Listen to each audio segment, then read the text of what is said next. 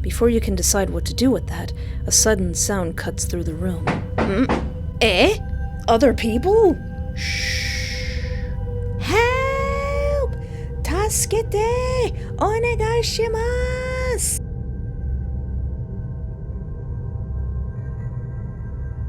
Alright, maybe we need to be a bit more analytical towards this whole situation. Maybe we need to meet him on equal ground. Let's confront him. Let's figure out what's going on here. You stop walking and fully turn this time. Why are you following me? Hey, what's that syringe for? Yeah, we need to ask more questions. Why are you... Well, we know why he brought us here, so I'm going to skip that part. Oh yeah. What about this new medication you gave us? You know that medication you prescribed me? The one that was supposed to help with my anxiety? I don't really think it's working. It just makes me feel sick. It's been hard to stay on my feet at work. Sometimes I feel like I might pass out. For a moment, he simply watches you. He leans back slightly in his chair. Yes, that would make sense. What do you mean? He waves a hand dismissively. Nothing to worry about. Medications can affect people differently.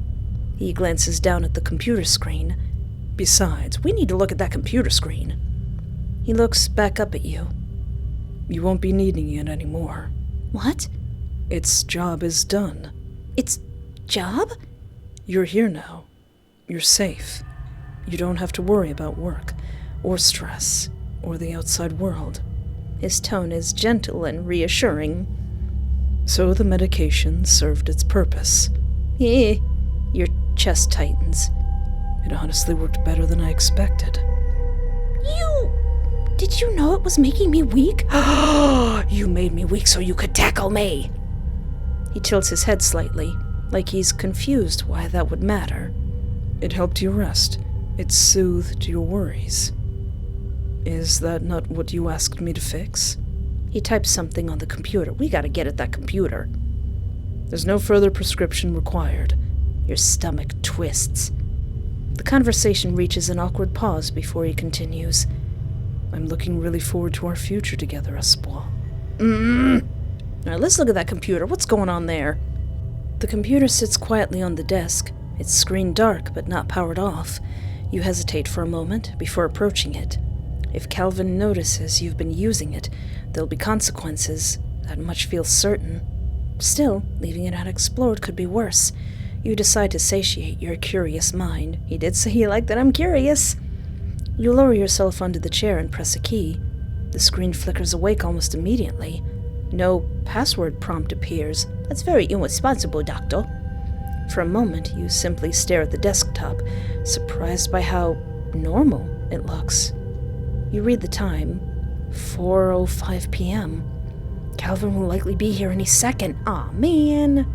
A few folders sit neatly arranged across the screen. Their labels short and clinical. One of them catches your eye almost immediately. Photos. You open it. The folder expands across the screen, revealing dozens of image files arranged in careful rows. At first, your brain struggles to process what you're seeing. Then the recognition hits all at once. Between all of the photos of rashes, wounds, and random body parts, there are pictures of you. Your fingers tighten slightly around the mouse as you click one open. The photo fills the screen. It shows you standing outside a small grocery store, one hand pushing open the door while the other holds a plastic bag against your hip. You don't remember the moment being photographed. You probably wouldn't have noticed if someone had been watching from across the street. You open another. This one shows you sitting at an outdoor table at a cafe, leaning forward as you laugh at something someone across from you must have said. Your expression is relaxed and unaware. The angle of the photo suggests it was taken from several tables away. You continue scrolling. Each image makes the tight feeling in your chest grow worse. Is this the equivalent of a Yandere wall of pictures? You're walking home with headphones in, carrying groceries into your apartment. You stepping out of the diner after a shift. Some photos are taken from across the street, some from behind parked cars, some from angles high enough that they must have been taken from windows. You pause on one image that looks noticeably older than the rest. Your hair is slightly different. Your clothes look newer, less worn. You look happier. You stare at the date stamped in the corner. It takes a moment for the memory to surface. This was shortly after you moved to town. The realization settles slowly, like cold water sinking into your bones. How long has he been doing this? That means these photos go back years. Back to when you first started seeing Calvin as a patient. You swallow hard and close the image. The folder suddenly feels suffocating. How long has he been watching you? Your eyes drift back to the desktop. Another folder sits nearby.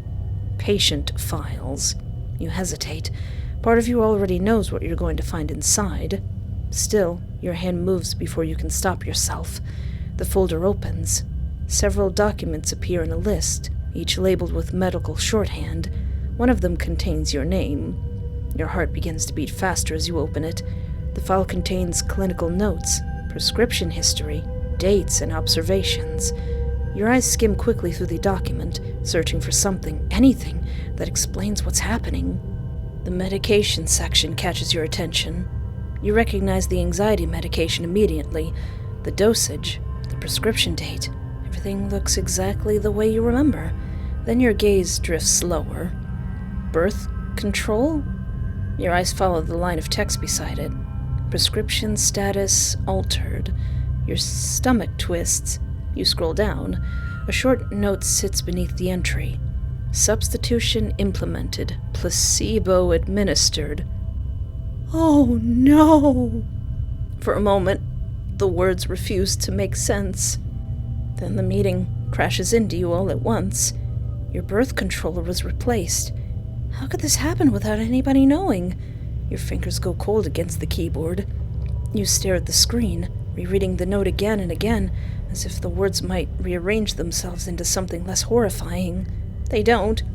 A sound from upstairs suddenly cuts through the silence. I will stand at the computer with my finger pointed at the screen and go, "Explain! Doctor, explain!" A door opening.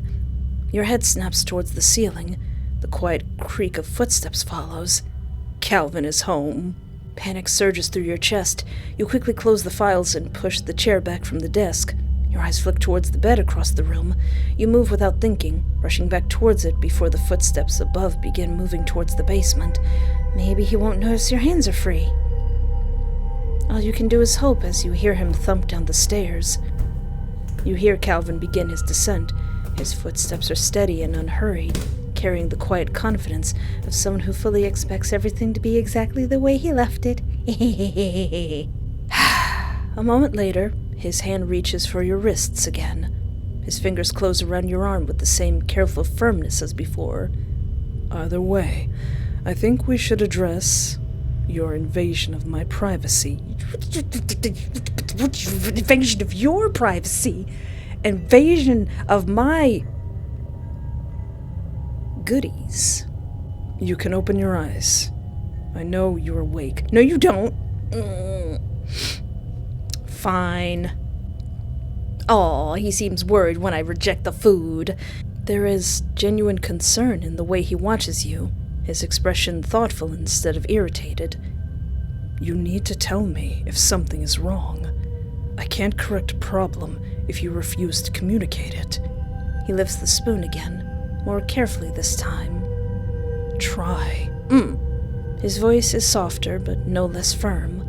When you still hesitate, his hand gently but firmly steadies your jaw. Open. There's no aggression in the gesture, only subtle concern. You realize quickly that this is not optional. Fine, I'll drink the delicious soup. The spoon presses lightly against your lips until you comply. The broth slips into your mouth. He watches you swallow before offering another. Good. Only because I was hungry. You know what, Doc? At this point, I'm just tired. I'm so tired. I feel tired. That makes sense. You've been lying down for quite a while. Too long, probably. If I leave you there much longer, you'll stiffen up. I'm fine. No. You're fatigued, and you've been mostly immobile. Those are not sustainable. He steps closer, and your body tenses automatically. His eyes flick to the movement immediately. Relax. His hand moves to the chain first. The metal gives with a quiet clink. Then the other. You don't sit up right away. For a second, you just stare at your own wrists like you don't trust that they're free. Sit up slowly. His voice is low and similar to the one you may use with a patient or a frightened animal. You push yourself upright. You sway. He catches you before you can tip too far. One hand is at your upper arm, and the other settles at your waist. There. I was afraid of that. You're lightheaded. Don't fight me. He draws you to your feet, not gently, but not harshly either. Your knees threaten to give out, but Calvin's grip tightens before they can. Your knees threaten to give out, but Calvin's grip tightens before they can. Put your weight on me. Go on. His hand steadies firm at your waist as he starts guiding you forward, guiding me to my new cage or something. Good. Keep going. I said I was tired. Which is exactly why you need to move. His hand slides slightly higher at your side, correcting your balance. After prolonged inactivity, circulation drops. Your muscles feel weak, don't they? If you collapse, that creates unnecessary complications. Then let me sit down. Not yet. You stare at the door. It's not like you could overpower him. Could you? Could I? His gaze flicks over you, and his thumb shifts once against your side. Not enough to comfort you, but just enough to remind you that he's there. You're not physically at your best right now. What? Even if you were, I guarantee you wouldn't make it very far. It's almost like he can read your thoughts. Also, you're leaning on your left leg with more force than your right. You stare at him. Why are you paying attention to that? His expression doesn't change, and he doesn't answer your question. He turns you gently and guides you back the other way. His hands never leave you. How does your chest feel? What? Tight? Any shortness of breath? Why do you care? His eyes narrow at you. I asked a question. You swallow. I told you that I'm fine. When your knees start to weaken again, he notices immediately. That's enough. His hand presses more firmly into your side as he studies your face. You're pale. And you're tiring faster than I'd like. I told you I was tired. Something almost like irritation flickers across his face. And I'm accounting for that. He guides you back towards the bed. Your legs feel strange and heavy. You hate that part of you is relieved when the mattress hits the back of your knees. Lay down. You do. I'm so dang tired. Not necessarily to obey, but because your body needs it. He kneels slightly in front of you, hands resting on your knees to keep your legs apart, just enough for him to stand over you. This position feels wrong immediately. Look at me. You don't want to, but you do anyway. You don't have enough energy to argue. Much better. You needed that. You just wanted an excuse to touch me. He pauses, his thumb still against your knees. His expression is unreadable. Those motivations are not mutually exclusive. Then he stands, replacing the restraints on your wrists. While I'm gone, try to rest. You mean try to escape? Gone? Gone where? You needed movement. Now you need recovery. His hand lingers near your arm for a second too long, before he finally straightens. Try to sleep. I have to run and get groceries, but I won't be long. Behave yourself. He turns and heads towards the stairs. The sound of his footsteps fade. Then the door upstairs opens and closes. He left. Your body still feels heavy, despite the temporary sense of freedom and despite the opportunity. Your body doesn't allow you to move. The door opens and he steps back in. You notice the grocery bags first. Your stomach twists in hunger. Cheeseburger, please! Please! After. After? Your relief vanishes. He moves past the groceries and towards a cabinet. He opens it and you hear the shifting of glass and metal. What do you mean? It's better if this is done on an empty stomach. Oh, he's doing the blood test to check my iron levels. Okay, that's why he didn't feed me yet. Alright. Espoir, wake up. What? Your body feels heavy and hollow, like whatever little strength you had left has been drained out of you. When your eyes finally open, Calvin is already leaning over you. His hand is at your face, his thumb resting lightly near your jaw. The moment he sees your eyes focus on him, something, possibly relief, appears in his expression. Did you almost kill me again? It's brief but unmistakable. There you are. You fainted. The tightness in his voice doesn't match his usual composure. You were unresponsive longer than I was comfortable with. What? Your throat feels dry. Even that one word comes out weak. Don't try to sit up yet. I need to make sure you're all right. His hand moves to your wrists immediately. His fingers press against your pulse. His eyes stay fixed there, focused and severe. Then his other hand comes to your face. He pulls your lower eyelid down gently, checking your pupils. Look at me. You do. Not because you want to, but because the intensity in his face makes it difficult not to. Why, you scared or something? Any nausea? Dizziness? Blurred vision? Just weak. His jaw tightens. For a second, he looks genuinely upset. You should have told me sooner. I told you I was tired. I would have postponed the blood test. Gradually, the tension in his posture eases. All right. You're stable. Just exhausted. His voice settles back into something calmer, though not fully. You scared me. The confession is quiet, almost reluctant. Aww. Like it slipped out before you could stop it. Before you can decide what to do with that, a sudden sound cuts through the room. Eh? Other people? 3 firm knocks echo from upstairs. Calvin stills completely. His head turns slightly towards the ceiling, then back to you, and whatever softness was in him vanishes. Oh no, are we gonna get a look at what he's gonna do to somebody else? That's a nice picture. I'll say right now, that's a really nice picture. In one smooth movement, he leans closer. His eyes lock onto yours with sudden, frightening intensity. Then he raises one finger to his lips. Shh. The word is barely louder than a breath, but the look in his eyes says the rest. Do not move. Do not speak. Do not make a sound. What if I do? The knocking repeats from upstairs, louder and more insistent. Calvin doesn't take his eyes off you. Stay quiet, and stay exactly where you are. He waits 1 second longer, making sure you understand. Then he turns and moves towards the stairs. His footsteps are as controlled as ever, but quicker now. The house goes quiet for half a second, and then you hear it.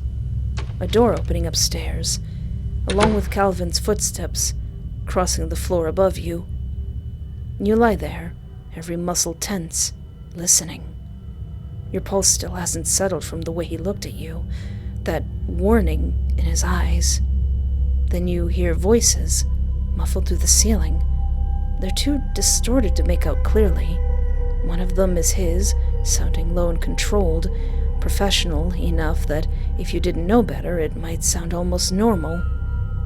The other voice is unfamiliar. It sounds deep, like a male's. You can't make out the words, only the rhythm of them.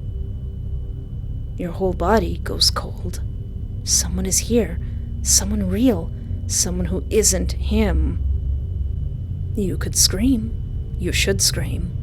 Shouldn't you? Your mind moves too fast all at once. If you yell, they might hear you. If they hear you, maybe they'll call the police. Maybe they come from downstairs. Maybe this ends. Maybe then another thought cuts through it. Calvin has a gun. Does he? You saw it. You know he keeps it close. If you scream, what does he do? To you? To the man upstairs? Your mouth goes dry. What if the man at the door is too far away? What if he only hears a sound and not words? What if Calvin talks over you? What if screaming isn't enough to save either of you? The voices continue overhead, still muffled, still impossible to understand. Your chest rises and falls too fast. If you stay quiet, this moment passes. Whoever's up there leaves, and then it's just you and Calvin again.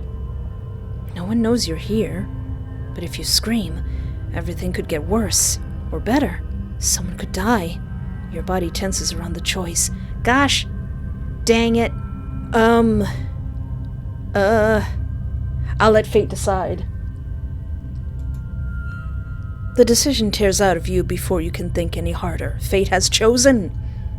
Help! Tasukete! Onegaishimasu! Help me!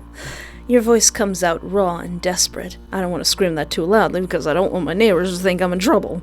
Louder than you expected. Louder than anything you've said since waking up in this room. Upstairs, everything stops. For one impossible second, there's only silence. Then something moves fast.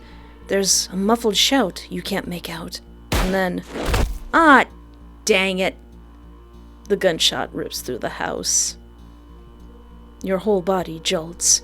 The sound is so violent, so immediate, that your brain refuses to understand it at first. Then it does. You stop breathing. Something heavy hit the floor upstairs. A body. I mean, it could have been Calvin? You stare at the ceiling. Your mouth is still open, but no sound comes out. Scream again and see if anyone tells you to shut up. Slowly, calmly, footsteps cross the room above you. Dang it. Not running, not frantic.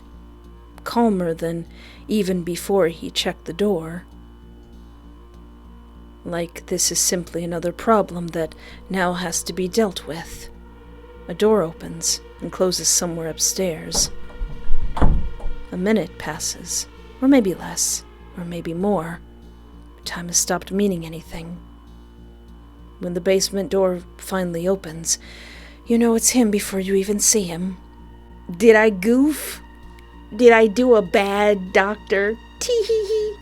Calvin steps into the room. His clothes are neat, and his face is composed. Only his eyes have changed. They look colder and sharper now. That's the scariest ellipses I've ever seen. He shuts and locks the door behind him.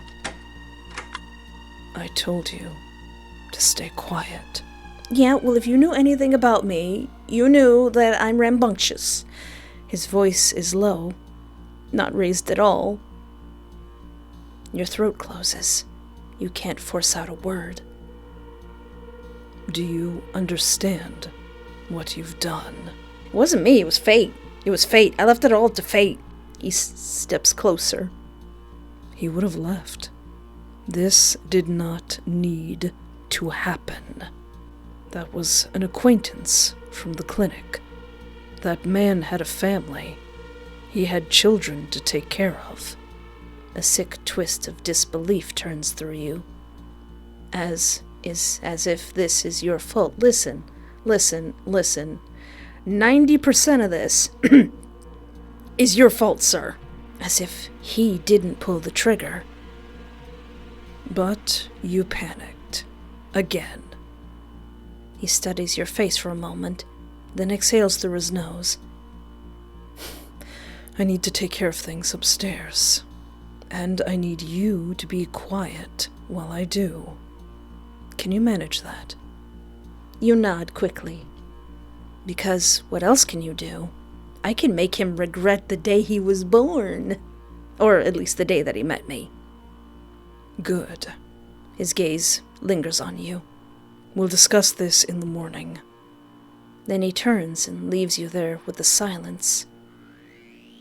He had a family. He was the queen from the clinic. This is your fault. No, sir, don't even, sir. You do not sleep. Hours feel like weeks when your body forces you to stay awake. You keep thinking about the stranger at the door, about what he must have been like, about what he must have been doing here, about how he knew Calvin, about what he would be doing now if you never screamed. Well, we'll find that out later. Or wait, we won't find that out later because we'll still be kidnapped. Eventually, you hear the familiar sound of the front door opening and closing. He hasn't been back since he left to take care of the body. You hear the soft thud of footsteps above you. Eventually, the footsteps make their way downstairs. Whatever emotion broke through yesterday has already been put neatly back into place. You made things more difficult than they needed to be. But we're past that now. He studies your face for a long moment, not casually, but like he's arriving at something. I've been paying very close attention to you, to your behavior, and to the way you've adapted to your new environment. And I think I understand you better now. Calvin watches you carefully, like he's waiting for something specific. What are you doing? Just thinking. You're different. How? Most people in your position panic, or shut down, or they fight until they exhaust themselves. But you didn't do that. You watched. You listened. You asked questions.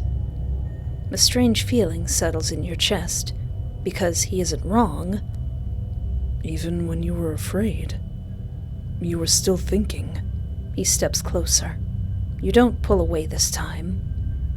Not because you trust him, but because you want to know what he's going to say next. Do you remember what you saw on the computer? You do. You remember the files, the images, the thing about my pregnancy medication. You weren't supposed to find that yet, but you did. And you tried to understand it. Something cold settles in your stomach. There better not be anything in my stomach. What is it? The question slips out before you can stop it. And the moment you say it, you realize what you just did. Calvin smiles, like something just clicked into place. That. Exactly that. I was worried I'd have to stop. That I'd have to put certain things on hold until I could trust you enough. But I think I was underestimating you. Trust me with what? With my work. Oh no! He gestures vaguely around the room.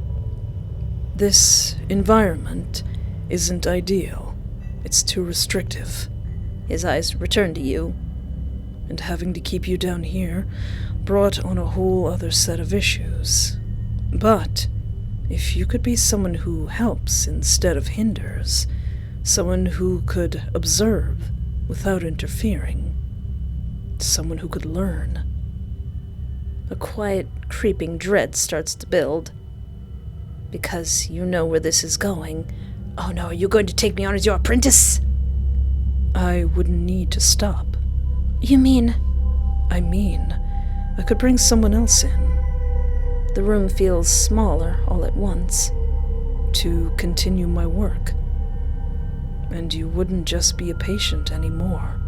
You'd be part of the process. Your chest tightens. My assistant. This is wrong. You know it's wrong. But beneath that, it's very interesting. You notice something else. Something quieter. Something that wants to see what happens. Oh no! Is this all about my morbid curiosity? Calvin watches your expression carefully. Waiting. You don't have to answer now, but tell me something. If I brought someone else down here, would you try to stop me? You open your mouth. You don't say anything. That's enough. He steps back, giving you space, not out of kindness, but out of confidence that you'll do exactly as he wants. Oh no. A few days later, the basement changes.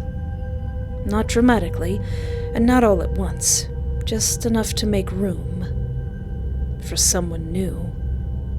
Oh no! The first time you hear the knocking again, you don't feel the same panic. You listen closely. Diagnosis: a curious mind. Oh no! Alright, what if I did stay quiet?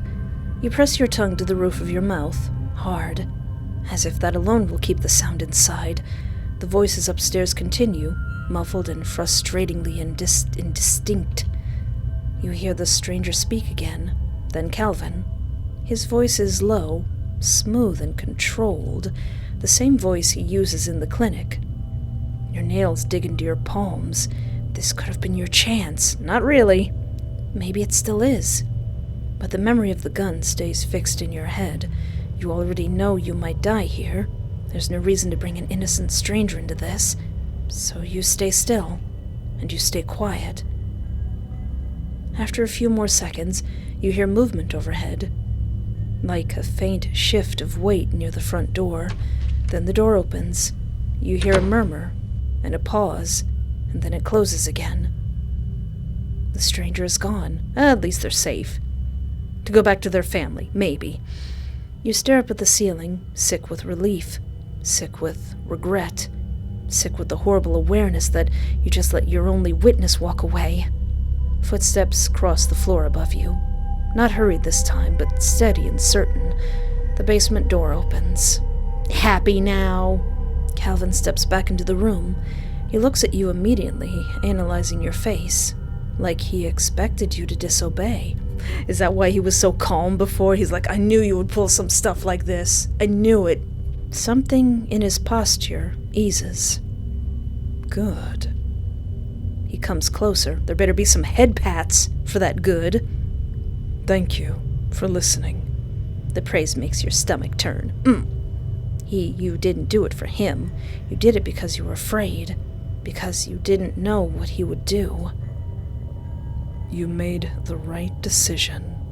That could have become messy. His hand lifts. For one tense second, you think he's going to touch your face again.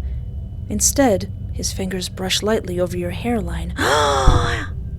He did give me head pats! Alright, maybe this guy's okay. You stayed quiet. You trusted me. No, that isn't what happened. Is it? It doesn't matter, because he's already decided that's what it meant. I'm pleased with you. Don't smile and pat my head. I'm still mad at you. Try to rest. We'll talk more in the morning. He leaves you alone. You're not sure which feels worse. Your only chance getting away, or feeling grateful that you're still alive enough to lay chained to the bed. Yeah, diagnosis, a curious mind. Alright, yeah, I figured it was still gonna go to that ending. Alright, fine. That's not too bad, I guess. Alright, I went through it, did a few different choices, and now he's saying this. I think I understand you better now. Calvin is quiet for a long time. Long enough that the silence begins to feel deliberate, like he's arranging his thoughts into the kindest shape possible before giving them to you. 'Cause I didn't eat. I was real scared and fidgety, and I was always like, please let me go. Please let me go. When are you gonna let me go? And he's like, fine, get out. I don't think you're happy. What gave it away? The words are simple, almost absurdly so. As if you couldn't have possibly noticed that before. You don't answer. You don't have the energy to. No, I suppose you wouldn't be. Not like this. His gaze drifts over your face and body, not hungrily and not analytically like it usually is, just heavily. Oh, did all my begging get to him? I've tried to be patient with you. I've tried to make this easier and more comfortable for you. And yet, none of it seems to reach you. Not the care, not the effort, not what I sacrificed and risked to build this life for you. His voice never rises, which somehow sounds worse. You kidnapped me. I'm sorry if I hurt your feelings. He nods once. Yes, and I know that's how you'll always frame it. There is no anger in him, no defensiveness, just a tired certainty. I thought, eventually, you'd understand. Maybe not immediately, maybe not willingly, but eventually. I thought once the stressors of your old life faded, you'd be able to feel what I was trying to give you. He exhales through his nose, slowly, like even that hurts. But you're miserable. And even through my bias, I can see that. He says it like he's been forced to admit something he didn't want to believe. Like he's using the last few minutes of your life as a confession booth. I don't think you're capable of being grateful for this. Not anymore. And if you can't be grateful, then none of this can become what it is meant to become. What are you saying? Are you gonna let me go? Did begging work? He looks at you with unbearable softness. I'm saying I don't want to keep hurting you just because I can't let go. Then don't. I could open the door. You could do that. I have the key, right here. His gaze lowers to the restraints. I could let you walk out of here. Your heart stutters in your chest. You could do that. That is a possibility. That is a thing that could happen. For one impossible second, you think he means it. Then do it. He looks pained by how quickly you say it. You'd go to the police. No. You'd tell them everything. No, Calvin, I swear upon all of my fictional husbands. I won't tell a soul. I'm sorry, Espoir, but I can't do that. You go still, because a small part of you already knows what he's about to do. No, Calvin. His face changes at that, just enough to show that hearing his name like that still does something to him. Don't. Please. Don't make this uglier than it has to be. I've spent days watching you suffer, watching you recoil from me, watching you live like every moment here is unbearable. And I know what prolonged suffering does to the body, to the mind. I won't let that be the rest of your life. He rises from the chair to slip on one of his coats. You tense immediately. Callie Poo, what are you plotting? The movement is instinctive and pathetic. It's useless. Of course he notices. See, even now, you're afraid of me. He turns towards the cabinet. Please! Your voice breaks around the word. Please don't! He doesn't answer right away. When he turns back, there's a syringe in his hand. I'm going to make this gentle. No! I know. But you don't know what you need. That's always been the problem.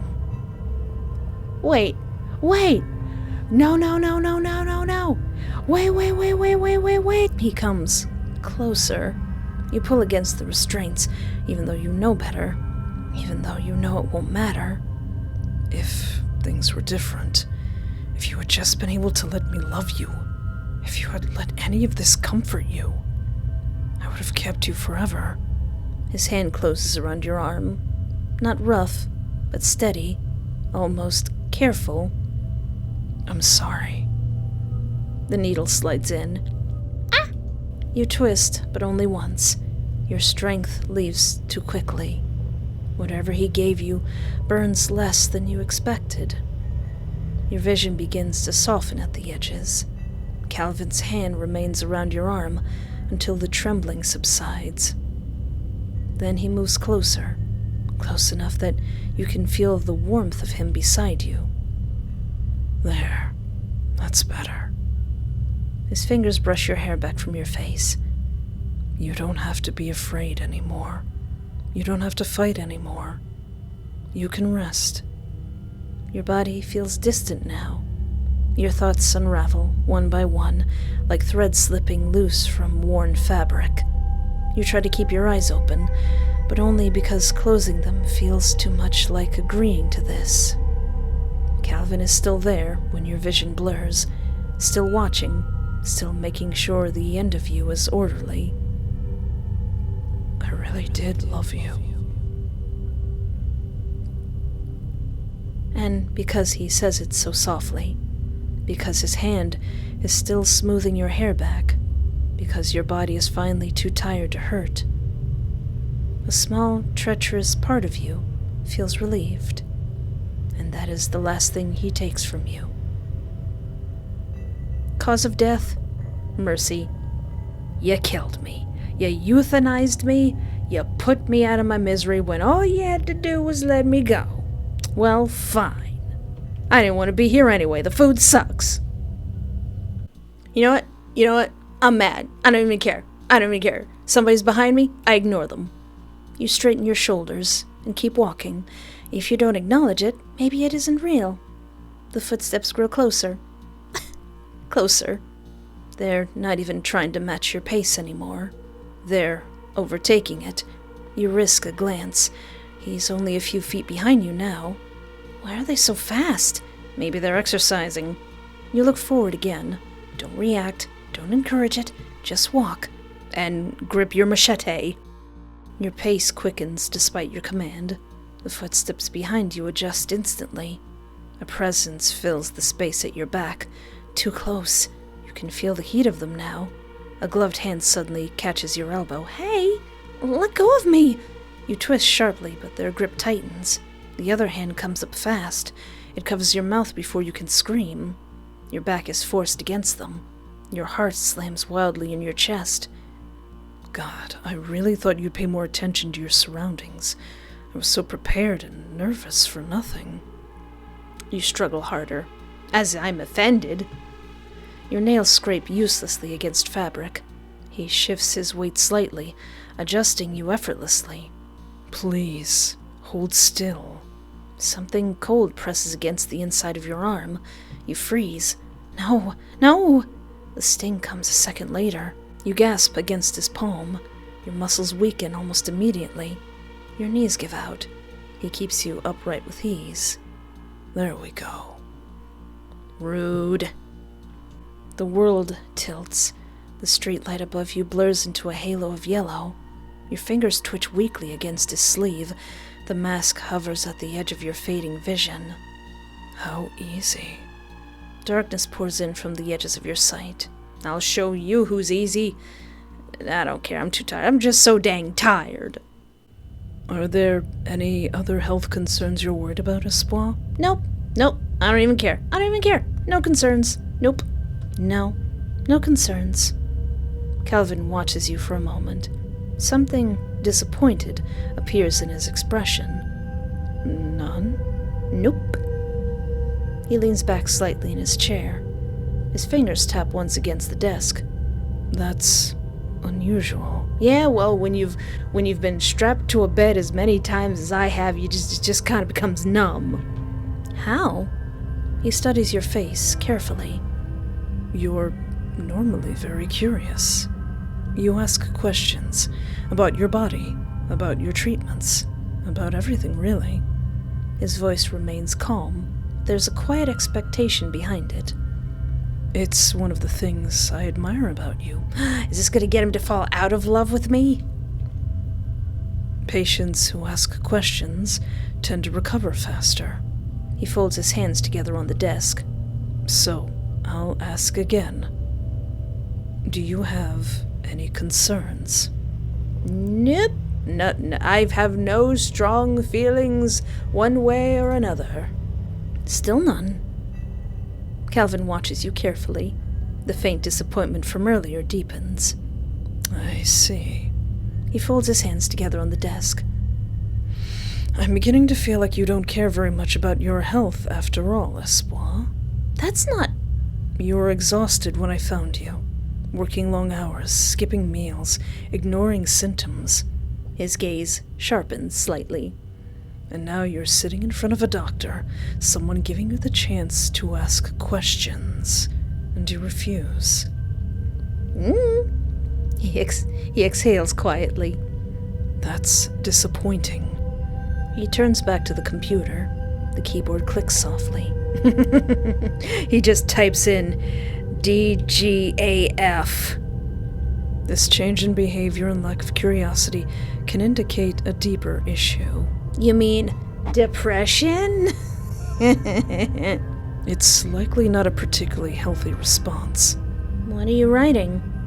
He's like, oh, now you're curious. He doesn't look up. Just making a note. We'll have to work on that. He turns back to you, eyes lingering on the computer a moment longer before meeting your gaze. Despite this disappointing situation, I'm really looking forward to our future together, Espoir. I'm looking forward to annoying you. You know what? I don't even care. I'm gonna stay put. I'm just gonna stay here. You sink back into the mattress. Your muscles ache from yesterday. You stare up at the ceiling. The note sits beside you. 4 p.m. The number circles your thoughts, but it doesn't mean anything. There's no way to measure the hours. For all you know, it could already be afternoon. You try to relax and do what he said. Rest. But every time your eyes close, the same thoughts come rushing back. How long has he been planning this? How long has he been watching you? How long until he comes back? Eventually, your thoughts start to blur. Not quite sleep, but something close. Time passes. Slowly. Eventually, you hear the front door click open and close. Still resting. Good. His gaze lingers, draping over your body in approval. I wasn't sure you'd stay there. I'm just tired, Doc. I'm tired. But I'm very glad you did. Calvin sits something on the desk before settling onto the chair beside the bed. Hey, can I stay upstairs with you? Can I chill up there with you? You got PS4? You got games on your computer? Can't I stay in the house with you instead of this weird basement thing? Calvin leans back in his chair slightly, folding his arms in front of him, as if considering the proposal. I would enjoy that very much. A glimmer of false hope sparks in your chest. But at this stage, I can't trust that you would respect the rules here. He watches you carefully, his calm gaze never leaving your face. You've been relatively well behaved, but it'll take time. For now, the basement is the most appropriate place to ensure your safety. The moment you can demonstrate that you understand the rules and can follow them consistently, we will revisit this arrangement. For a moment, the room settles into a heavy silence. I think I understand you better now. Calvin watches you for a long time. Doc, I'm just tired. I'm so tired. Longer than usual, and longer than necessary. You're used to being studied and observed, but this feels different. Not like he's analyzing you, but like he's searching for something. Say something. You open your mouth, but nothing comes out. It isn't fear or defiance. There's just nothing there to offer him. His eyes narrow slightly. Not in anger, but in confusion. It's strange to see on a person who's usually certain about everything. I do not understand. You've been like this for days, flat and unresponsive. I thought it was just a temporary stress response. He steps closer, but you don't react. But you're not improving. I'm fine. Your voice sounds wrong, like it belongs to someone else. No, you're not. He takes your wrists and checks your pulse, watching your breathing. Your body is functioning. Physically, you seem normal. So why aren't you here? I'm dissociating, Doc. You don't answer.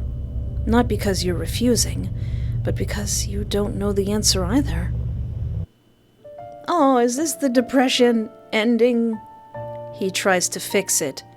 Doc? With food. Oh, well, never mind. This is looking up. Conversation. Medication. Touch. Distance. Everything he can justify. Weeks pass, but nothing works. Oh. Eventually, he stops trying. Not out of frustration, but out of certainty that you're not coming back. I think I understand now. You're still alive, but you're not living. Oh. He slowly exhales, like he's trying to accept something. I think I've lost you, and there's nothing left for me to preserve. I was hoping that you would enjoy your stay here and have gratitude for it, but I've made a mistake. Keeping you like this would be meaningless. It would be unethical.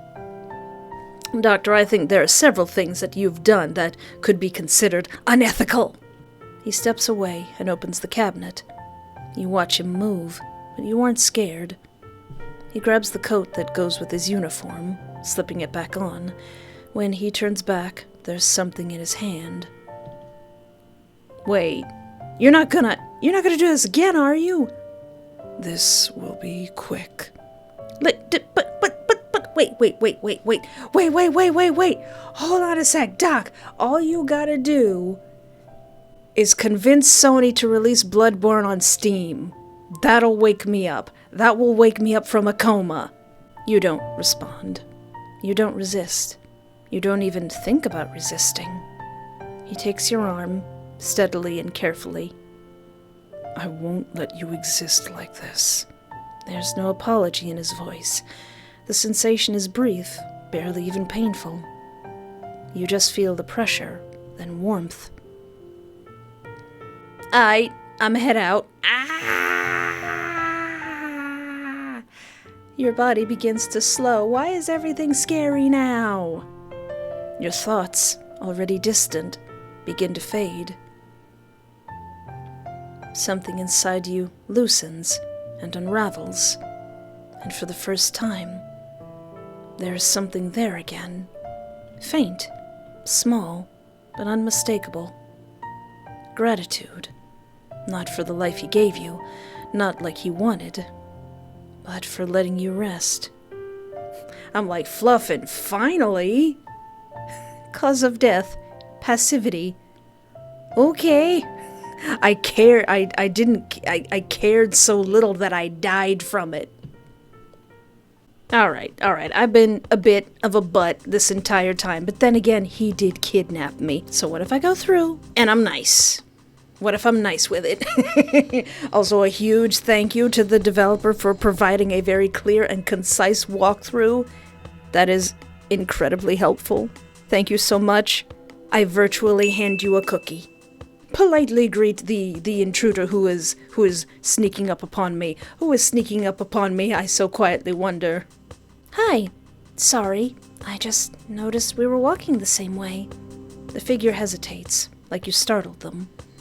Then they step into clearer light. Hey, you look a lot like my doctor.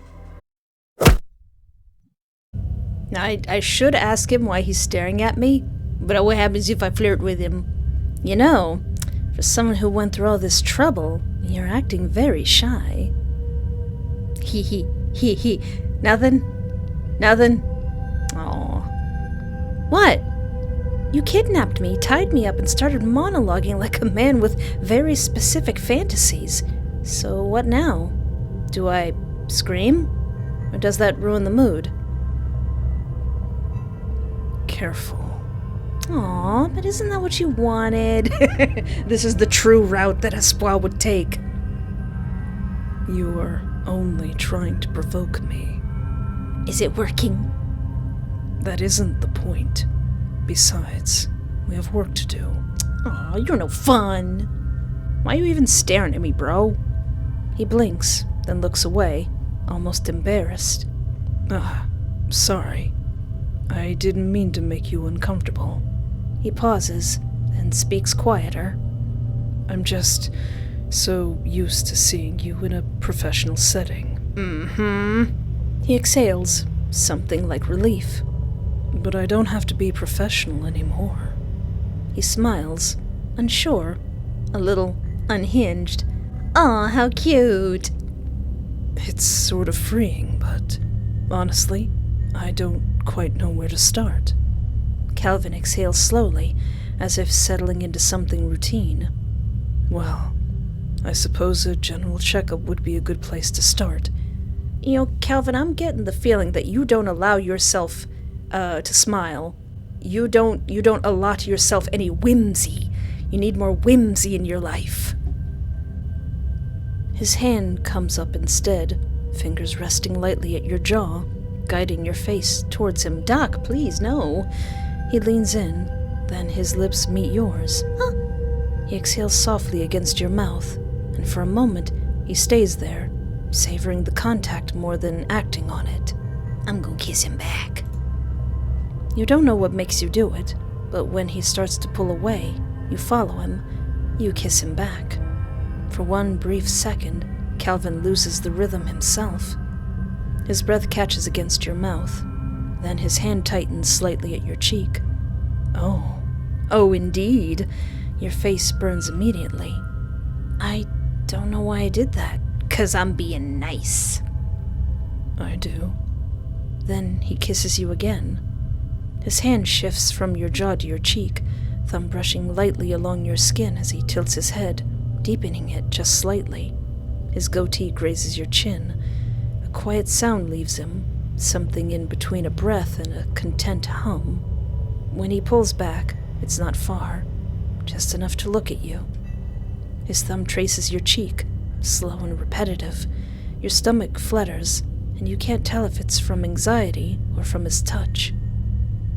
You make it so easy to want to take care of you. Don't smile like that.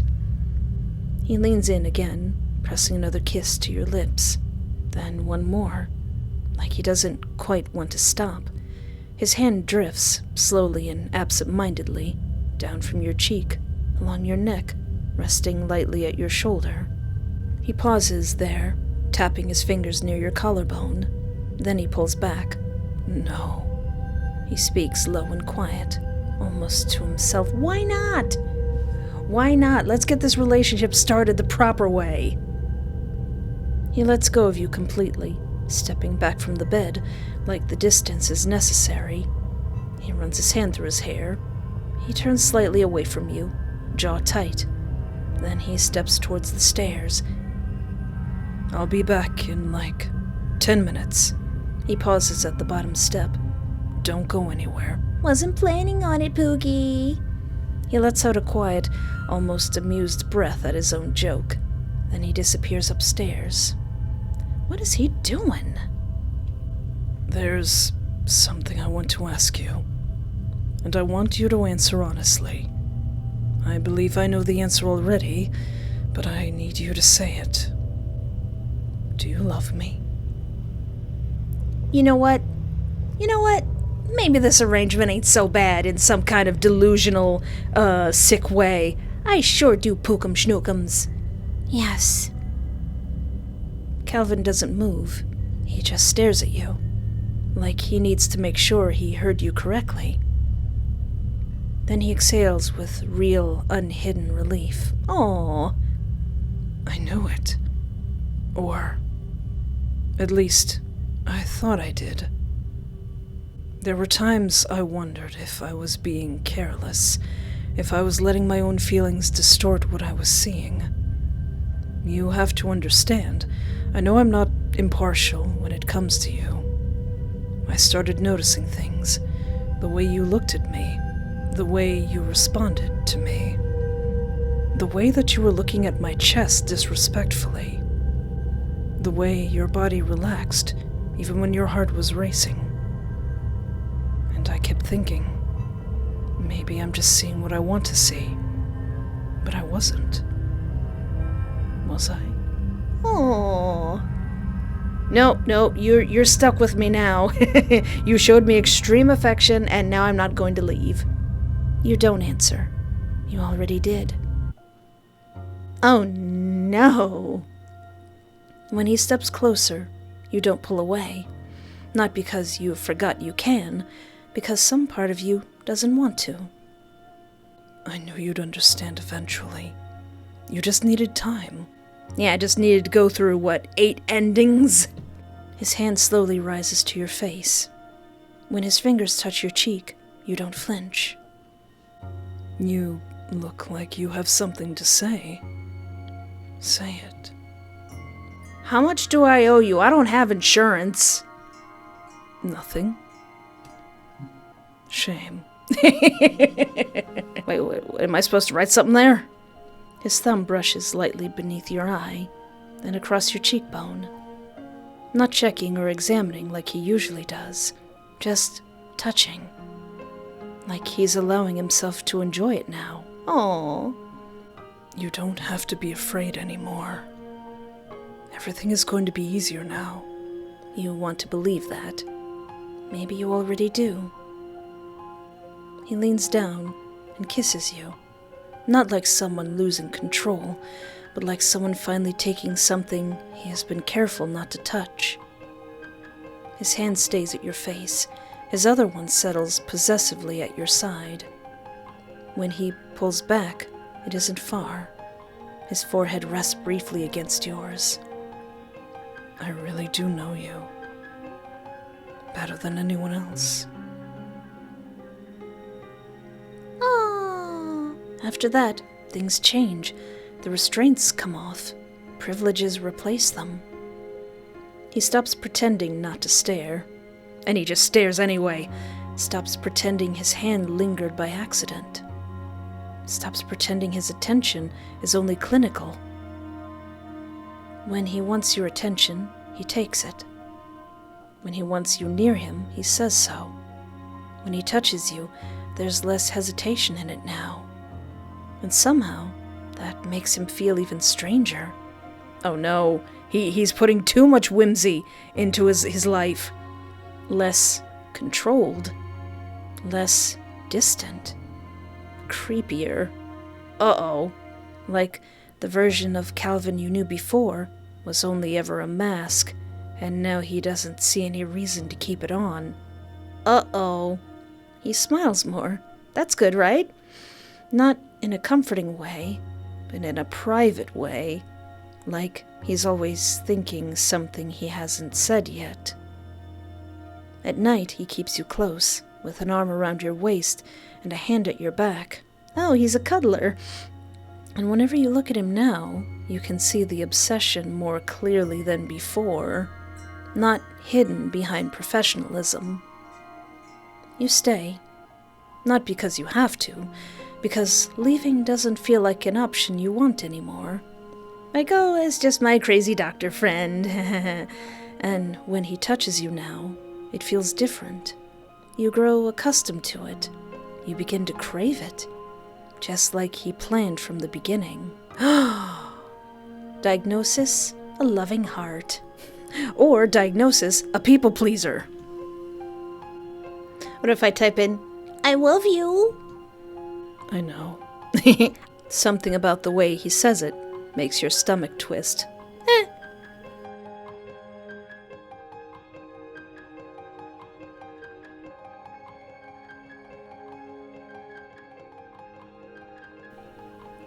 Uh-oh. That's all I've wanted to hear. A quiet laugh slips out of him. Uh-oh, was that secret code the unlocking to his sanity? He tries to catch it. He doesn't quite manage. Say it again. Tell me you need me. I need you, Doc. I need you bad. I don't know what you're gonna do, though. I need you.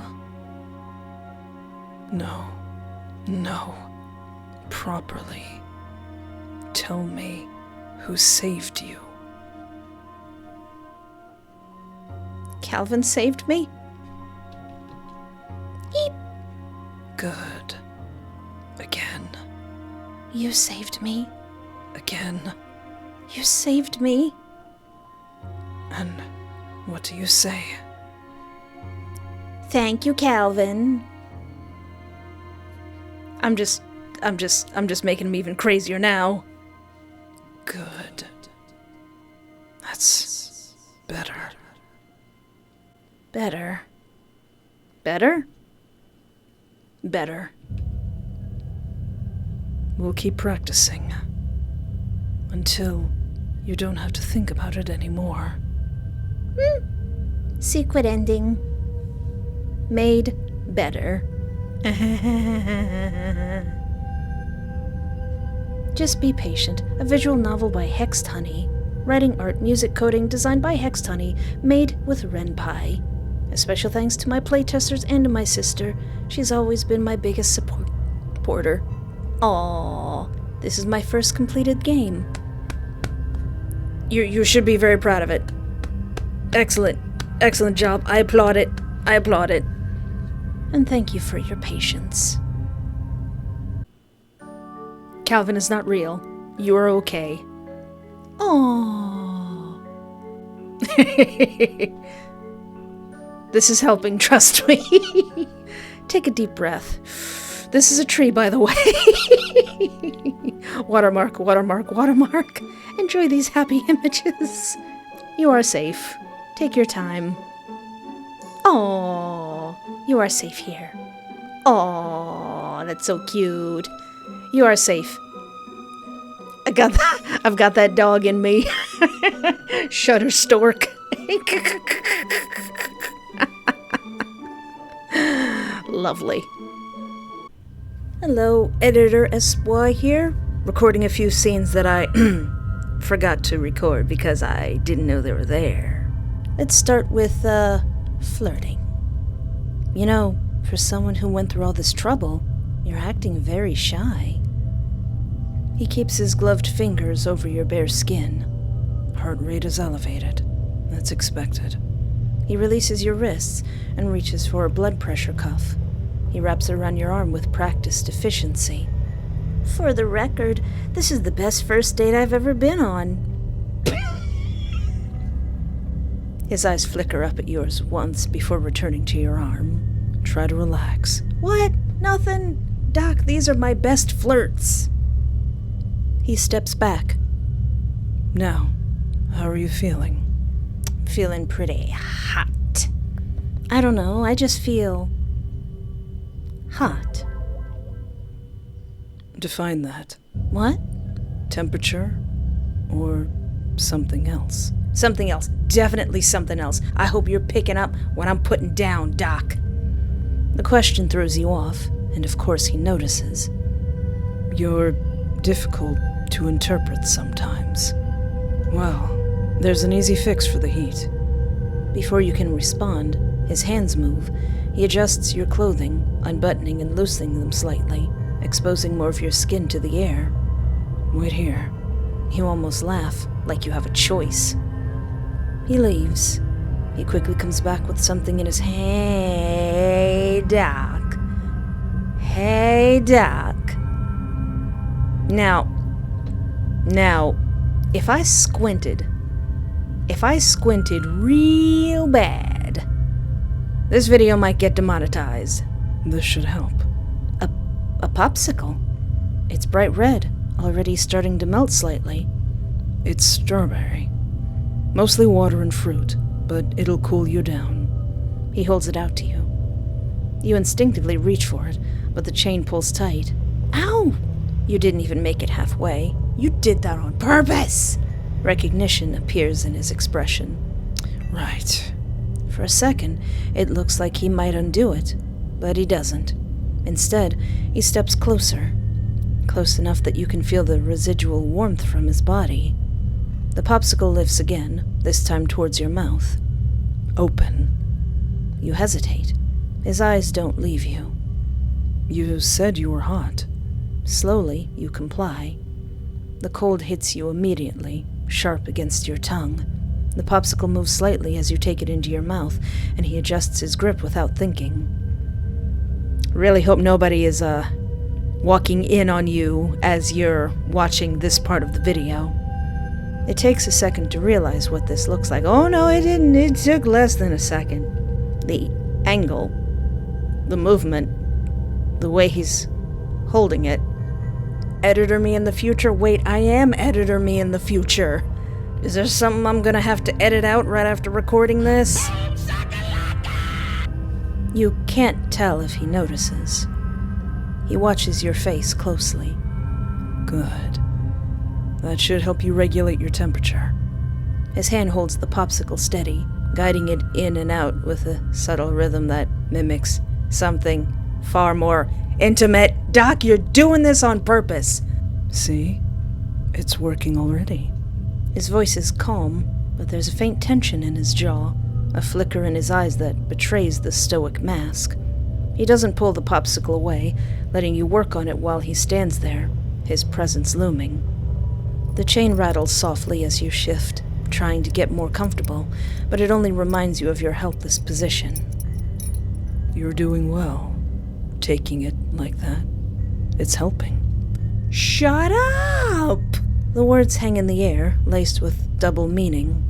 You feel the popsicle shrink between your lips, the sticky juice dripping down your chin, but he doesn't offer to wipe it. Instead, his free hand brushes your cheek. Thanks, I guess. You knew exactly what you were doing. Your voice comes out muffled around the popsicle. Gratitude. That's all I ask for. I saved you from that life out there. No one cared for you like I do now. He withdraws the popsicle slowly. It's nearly gone, just a stub left in his fingers. He sets it aside on a nearby tray, eyes never leaving your face. But words aren't enough. You need to show me. Prove you understand what I've done for you. Oh no! Now, Espoir, I'll be stepping out for a bit. Behave yourself while I'm gone, okay? He turns and heads towards the stairs. The sounds of his footsteps fade. Then the door upstairs opens and closes. Silence settles back into the room. Well, now it's gonna smell like strawberries for a week. And one thing I didn't do was investigate the door.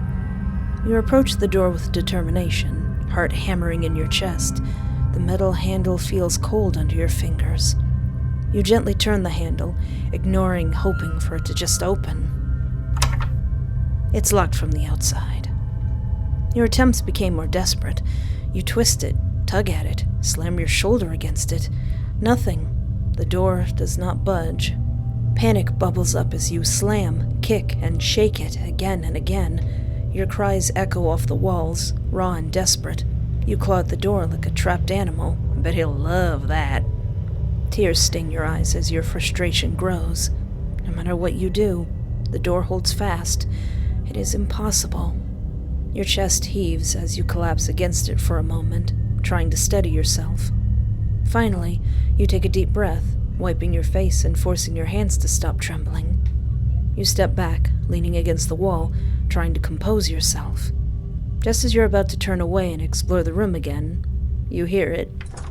A soft, deliberate clicking from the door. Your heart skips a beat. Someone is unlocking it. Is it Santa Claus? You take no time to try the handle after the door clicks, hoping to catch him off guard and run past him. But it's still locked. You twist it desperately. Nothing. The door still won't open. And then you hear a voice coming from the other side. Espoir? Your blood runs cold. Step away from the door. You stare at it. Your hand is still gripping the handle. Please step away. His voice hasn't changed from yesterday's calm and clinical demeanor. He only sounds a little more careful. Slowly, he pushes the door open a few inches, just enough for you to see him. He's all like, "Hello there." Calvin stands in front of you in the stairway. His expression is controlled, but his eyes flick briefly to the handle in your hand, then back to your face. And that's when you see it. The gun. Oh. Held low at his side. Not pointed at you, but very much there. I need you to step away from the door." His voice remains steady and professional, like he's trying very hard not to escalate the situation. "We don't need to make this difficult." His eyes flick back down for a split second, to your wrists, the thin line of blood. When he looks back up, something tightens in his expression. "You hurt yourself." He exhales slowly. "Step away, and we can take care of that." The hallway behind him is right there. Freedom. All you have to do is get past him. Your pulse pounds in your ears. Calvin watches you carefully, waiting.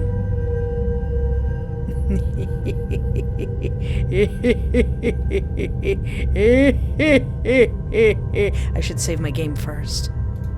Run past him! Your shoulder slams into the door, and you bolt forward. For one split second, it almost works. Then Calvin moves. His hand shoots out and grabs your arm. He pivots sharply, and your back hits the floor with a painful thud. The air rushes out of your lungs. Before you can recover, his knee pins your leg to the ground. The gun is suddenly much closer. Not pointed at you, but close enough. "I told you to step away from the door." His voice isn't raised. If anything, it sounds disappointed. "Running would have ended badly for you." His eyes flick to your injured wrists again. "You already hurt. Let's not add to that." After a moment, he slowly releases his grip. "Stand up." Before you have the choice to comply or not, he forces you to your feet and shoves you back into the room. You find yourself back on the bed. Calvin closes the door behind him. The lock settles into place. He sets the gun on the desk, deliberately within reach. Then his attention returns to you and your wrists. He slowly approaches the bed. "Let me see." You hesitate. His eyes lift to yours. "Your wrists. Now." Reluctantly, you extend your hands. His fingers close around your wrists, warm and steady. He turns your hand slightly, studying the damage, the raw skin, the thin streak of blood. "You fought too hard against the restraints." His thumb presses lightly along the joint, testing it. You flinch. "Relax." Sir, you just bum-rushed me, and you have a gun sitting on the table. I don't think I would be able to relax in this situation."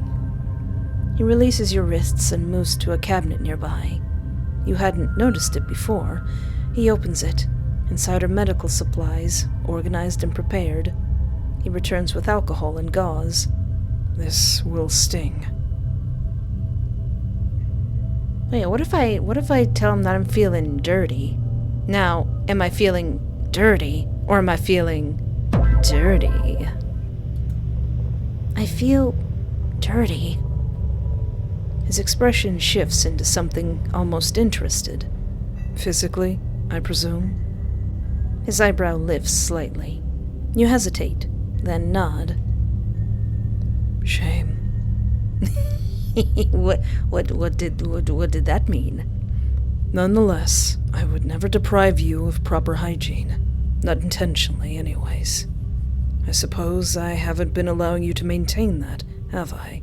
Yeah, when was the last time I washed my hands? The way he says it almost sounds like an afterthought.